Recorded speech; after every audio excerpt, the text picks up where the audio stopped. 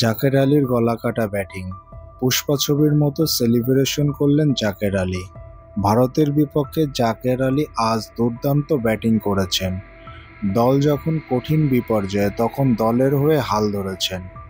114 বল খেলে 68 রানের অতি গুরুত্বপূর্ণ ইনিংস খেলেছেন। এই 68 রান করতে যেয়ে তিনি 114 বল খেলেছেন।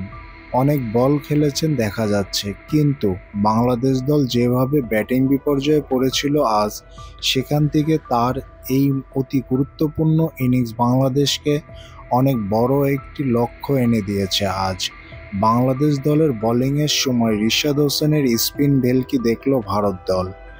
রিশাদ 10 ওভার বল করে দিয়েছেন 38 রান। দুটি অতি গুরুত্বপূর্ণ উইকেট শিকার করেছেন ভারত দলের। অন্যতম ব্যাটসম্যান বিরাট কোহলিকে বোকা বানিয়ে আউট করেছেন আজ।